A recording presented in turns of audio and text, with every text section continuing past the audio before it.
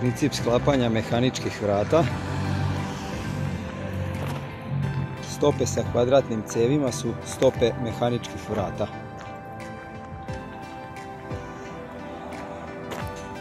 Kao što vidite, sa unutrašnje strane je U profil kroz koji idu vrata, šipke vrata.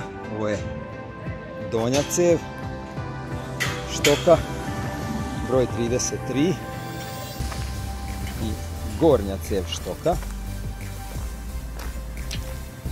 Točkići su okrenuti gore ka samom luku.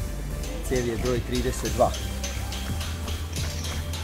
Ovo je gornji deo štoka, sastavljen je iz dve cevi.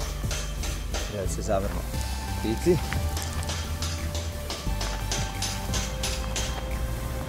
Desna cev 32 sa jednim točkom, vidi se šina. Ovo je donja cev štoka, desna. Cevi se spajaju sa jednim I profilom i jednim U profilom. Ovim ovdje, na 4 šarafa.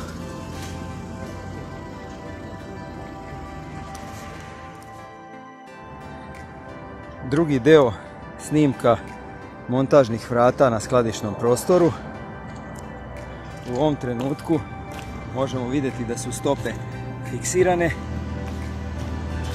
Gornja i donja cev su spojene sa 4 šarafa. S jedne strane I profil, sa druge strane U profil. Gornja cev na sredini je spoj. Spojena je za levi i desni štok vrata. Kad smo to završili, ceradu vrata postavljamo u poziciju za ubacivanje u štok. Cevi broj 35 koje imaju sa strane vođice spajamo jer su iz dva dela i sve cevi ubacujemo u džepove na ceradi, na vratima.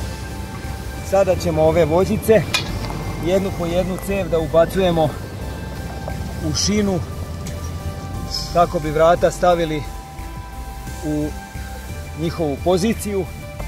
Gornji deo vrata kanapom ćemo kružno spojiti za gornji štok vrata.